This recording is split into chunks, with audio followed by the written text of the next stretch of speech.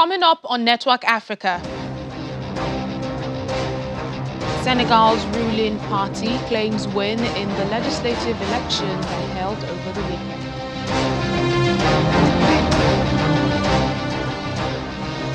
Over 80 people in court following a gang rape case in South Africa.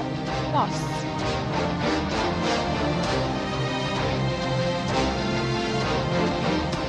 Sudan confirms its first monkeypox case.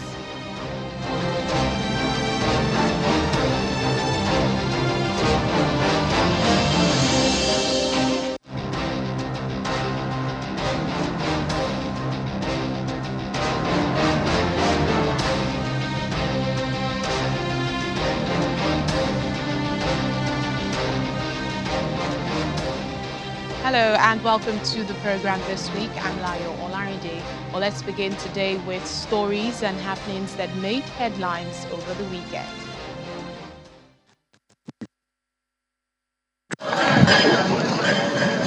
Thousands of protesters marching towards Sudan's presidential palace were blocked by police firing tear gas on Sunday as an anti-military campaign entered its 10th month. Protests have continued weekly since an October 25 military takeover that halted a transition to democracy and plunged the country into turmoil. Military leaders have said they are prepared to step aside if civilian groups can agree on a new government, but political parties have been skeptical. Sunday's protests were the latest in a series of demonstrations since multi-day sit-ins in Sudan's capital prior to the Eid holiday. Last week, a protest called for by the FFC was attacked by unidentified assailants. The former Senegalese president, Abdoulaye Wade, joined other citizens in voting on Sunday as the country went to the polls amid rising political tensions. The 96-year-old, who is leading the Wallu Senegal Coalition National List in the legislative election, voted in his Point E neighborhood in the capital, Dakar. The political backdrop in the country of 17.5 million, considered among West Africa's most stable democracies, has become increasingly acrimonious, fueled in part by President Macky Sall's refusal to rule out breaching term limits to run in 2024. As a result, the coalition's backup list, consisting mostly of relative unknowns, will be on the ballot. The coalition is hoping to build on gains it made during the January municipal elections when it won control of Senegal's major cities. Well, the ruling coalition of President Macky Sall in Senegal is claiming victory already in the country's parliamentary elections. Well, the former Prime Minister Aminata Touré said on television that the coalition had won 30 of the country's 45 administrative departments, giving it a slim parliamentary majority. However, the leader of the main opposition coalition, Barthélémy Diaz, who is also the mayor of the capital, Dakar, has contested this claim, saying it is not in Ms. Touré's place to announce the election results. The opposition wants to ensure that President Sall does not stand for a third presidential term, as the constitution sets a limit of 2 terms, but Mr. Sall has refused to rule out running for a third term. Well, the Kenyan government, as it prepares for this month's election, says it won't be shutting down Facebook, despite threats by the National Cohesion Agency to suspend it. The National Integration and Cohesion Commission last week said it had written to Meta, the company that owns Facebook, demanding a response to allegations of weak controls in moderating content on its platform ahead of August 9 election. It threatened to suspend the company's operations if it did not comply within 7 days with the requirement to control the spread of hate speech in the country. But the ICT minister has questioned the legal framework the NCIC is using to recommend Facebook's suspension. Well, a report by advocacy groups Global Witness and Foxglove last week found that Facebook had approved adverts promoting hate speech and incitement ahead of the elections. Well, Facebook responded by saying it had enhanced its controls on their platforms to make it easy to identify and remove content that could lead to election-related violence. Well, still in Kenya, drought is taking a heavy toll on communities in the Horn of Africa, including Kenya's coastal Kilifi County. Well, the ongoing famine has been ravaging Kilifi, where many people rely on farming for a living. Livestock have also been affected by low yield pasture due to the drought conditions. Drought-affected communities in Kenya's coastal Kilifi County are suffering from a lack of food and water as extreme weather conditions in the Horn of Africa continue to wreak havoc on people's daily lives. Farmers say they've been hit hard by the drought, and the woes are expected to continue. Weather forecasts of drier days ahead have alarmed many in the East African nation. We are struggling so much, and our children are even being sent away from school. We have to walk long distances to get casual work on fertile lands where we can earn something. It's risky sometimes because we can be attacked by elephants. The Kenya Meteorological Department has warned that Kilifi County will continue to be marred by below-average rainfall. The month of May, this season, we didn't have rains for 3 weeks, most places. The month of May, in the first week, we had actually a storm. According to a new study by the World Food Programme and the UN's Food and Agriculture Organization, over 50 million people in Eastern Africa will face a serious shortage of food this year. There is still little information on climate change in Africa, and this is affecting how people understand the drought in the Horn of Africa region. I think there's an important question or the messaging around what can we do as far as climate is concerned. And I think this goes back to my earlier point around the opportunity that Africa has. So when we think about the green economy, what are ways that Africa can be involved with that? How, what are solutions that young people can begin to develop as far as climate change is concerned? According to the FAO, urgent intervention is needed, including cash transfer to support needy families, the provision of animal feed and drought-resistant seeds to communities, as well as the restoration of local water sources. In the meantime, the government and aid agencies are trying to reach out to many of the most affected families in an effort to help them tide over the crisis.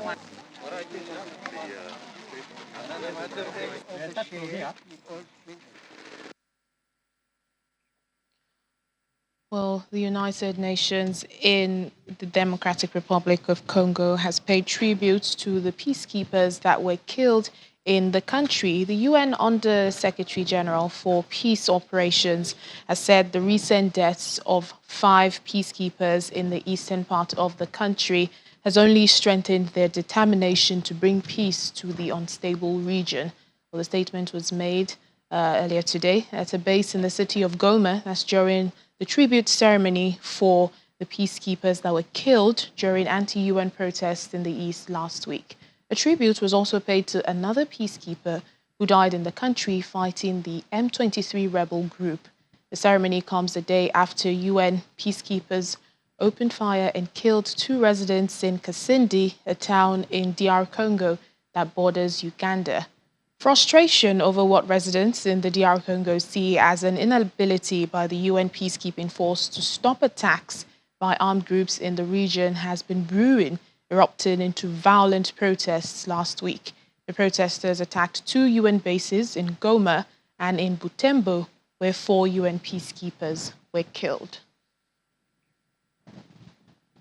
Joining us now for more discussions on this is public affairs analyst Lester Wilcox. Thank you for speaking to us on the program. There have been growing anti-UN sentiments recently. The latest being in the DRC. We've seen in Mali also. But the DRC last week saw the deaths of UN peacekeepers and even some protesters who are against the UN peacekeeping mission, saying they've not been able to stem the violence in their country. What do you make of this? Well, this is not the first, or this is not the first of this kind of situation.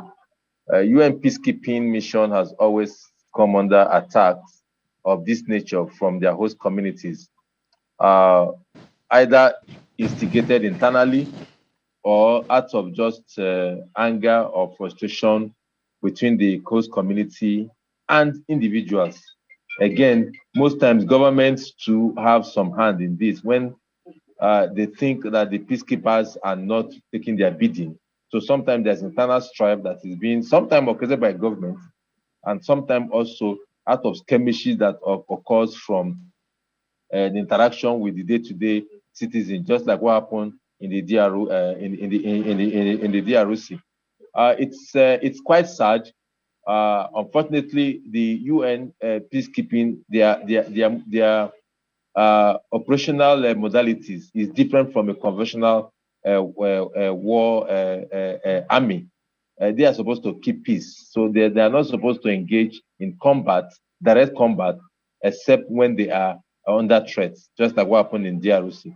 For there to have been shooting of those two men, there must have been a provocation that affected or that threatened their own life. I think that's the only time they are permitted to shoot. So, but of course, the backlash is what we see. So it's quite unfortunate that frustration grows every day because when people are expecting that their problem should have been solved and it's not being solved, not understanding really the mandate or the operational modality of the peacekeepers, then tempers always need to fly high, and then there is this kind of chemistry. And for me, it's rather quite unfortunate. And I think UN need to properly define their missions each time they're going to any place. Well, in properly defining their missions, just like you've said, despite this situation, the UN Under Secretary General for Peace Operations says it has only strengthened their determination to, bring peace to the DRC. So how can the UN continue its operations even in the face of this type of opposition? Well, like I said, this is not the first time the UN peacekeeping mission has faced this. I mean, we know what happened in Darfur, to the extent that even Nigerian troops came under attack and we lost a lot of soldiers in Darfur. So we've had that kind of situation. But of course, it's a mandate of the United Nations General Assembly that is either the Security Council or General Assembly that authorizes that mission. And so they can't pull out. That they have such hostile or such hostile situation or such unsavory situation, which is not unexpected, because I mean, anywhere that there is armed conflict, anywhere that there is armed conflict, you expect that there will be casualties, certainly, even on the part of the UN. Despite that they are not in combat, they are out there to maintain peace. But of course, you will expect that there will be casualties. So that must have been factored into their program. And of course, that the fact that there was an attack on them will not make them to pull out, because if you pull out, what is the alternative? So they are there to maintain peace. They are there to instill peace. They are there to make sure that peace reigns. And so whatever be the short-term disturbance they have, that cannot deter them. It has never deterred them anywhere until they achieve their mission, or until the United Nations General Assembly or the Security Council change the resolution. Right now, the resolution is in force, and they don't. Peacekeepers don't go into a place without a resolution of the United Nations, and so it's either that of the Security Council or that of the General Assembly. So long as that resolution is in place, of course, the peacekeepers will remain there and also try as much as possible to either change their rule of engagement or investigate what is happening. Sometimes, like I said, sometimes this kind of insurrection comes from the government. If they feel or perceive that the work of the UN is not going in consonant with their own wishes. Remember, the UN peacekeepers are supposed to be neutral between the warring parties.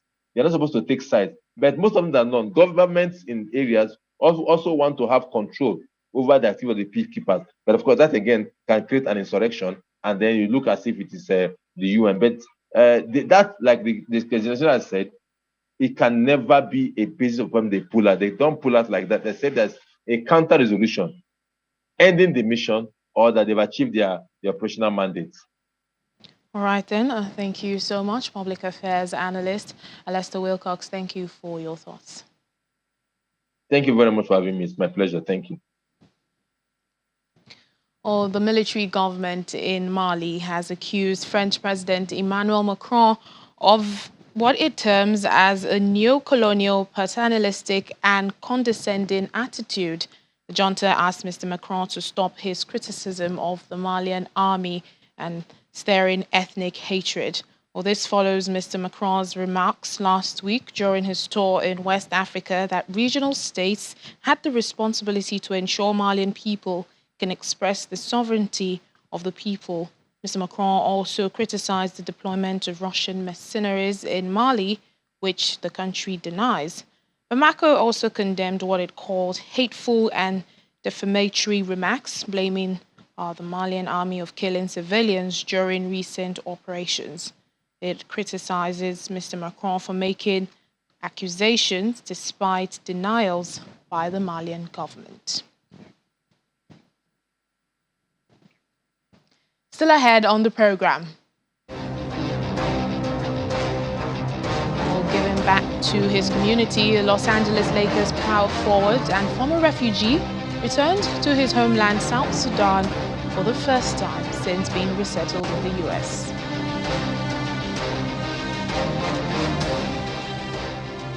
Welcome back to the program.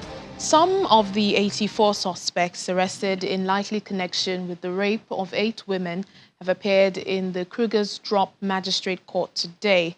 Outside the court, placard-carrying community members were protesting all through the day, demanding justice for all the victims. On Thursday, 8 women between the ages of 19 and 35 were raped and robbed, allegedly by illegal miners near a mine dump in Kruger's Drop, Johannesburg, South Africa. The crew was on a set to film a music video when the alleged suspects took turns to rape some of the victims. The film crew comprised 12 women and 10 men, while Police Minister Becky Sele and National Police Commissioner Fanny Masemola briefed the media today on the disturbing wave of crime in the country, as well as updates on the Kruger's Drop incident. The minister yesterday met with families of the victims to commiserate with them. Well, a team of investigators have now been assigned on this case. National Police Commissioner says they will leave no stone unturned in ensuring that the suspects linked to the crime will face the law. What happened in Krugersdorp is just a shame of the nation, Premier. We were lucky yesterday to meet the families and the survivors, those young kids.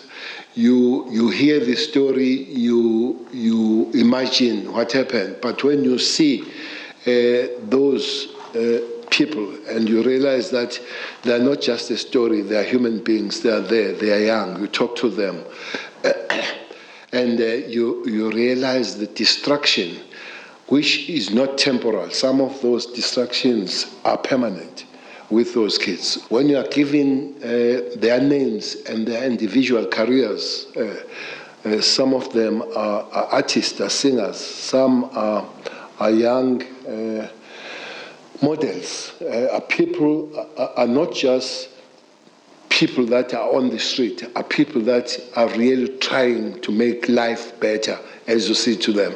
So you could see then that whatever happened there is a destruction of future. It's not only them, it's the rest of the women.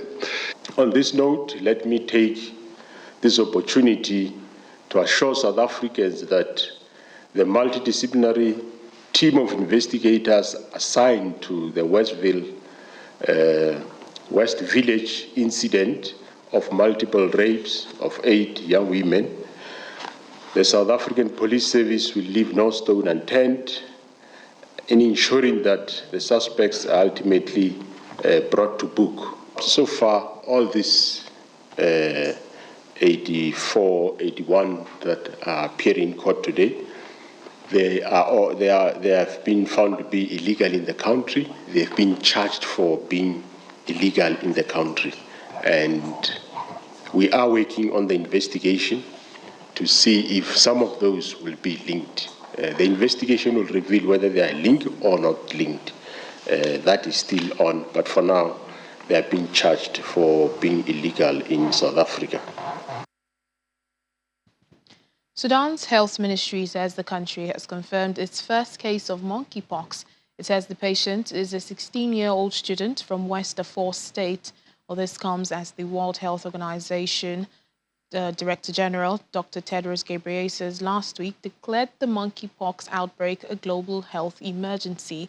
According to the U.S. Centers for Disease Control and Prevention, there are more than 21,000 cases worldwide so far.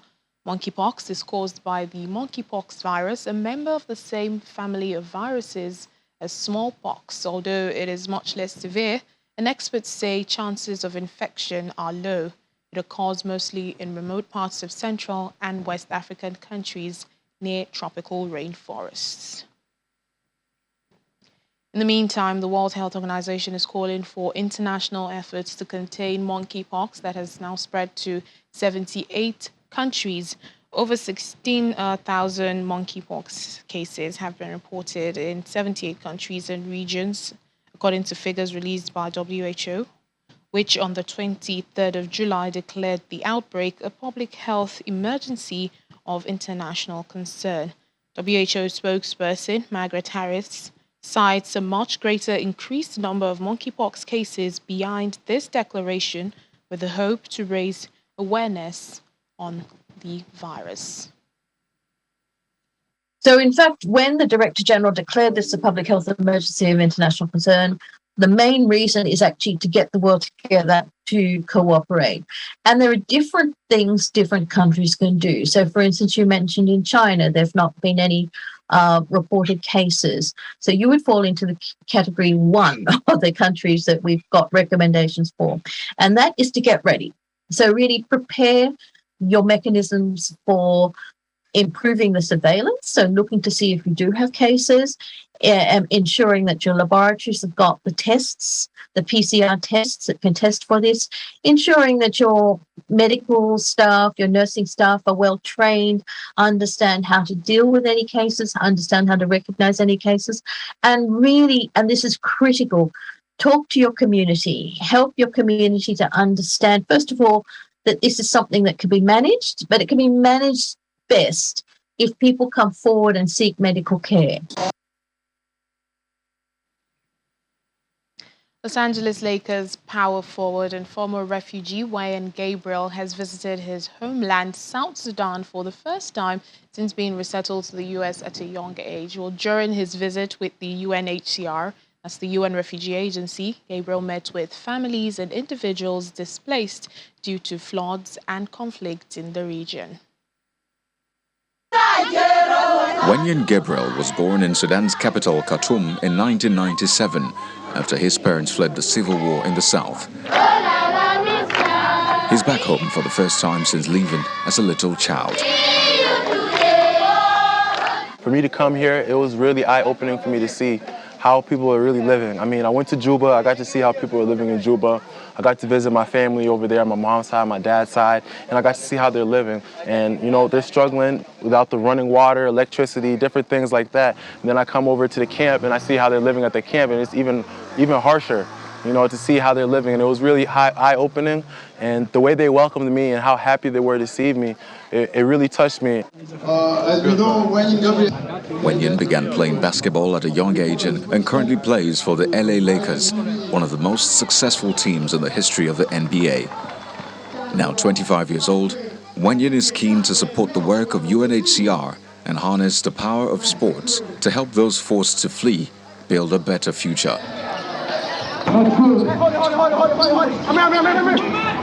These are people, are really ambitious people that if you give them opportunity, they can really excel. There's people like myself in different countries in Europe, Australia, America, where we've gotten opportunities and we've proven what we could do. And there's people over here that really want this. So I had the young kids that came over and they spoke to me very vocally on what they needed to do and how they feel about sports and vocational schools. And maybe not everyone here is going to be a doctor and engineer, but if you give them different hands-on skills, these kids can learn on how to build the country, and these tools are really important. Despite high needs, South Sudan's refugee crisis is the largest in Africa, and is also one of UNHCR's most underfunded crises.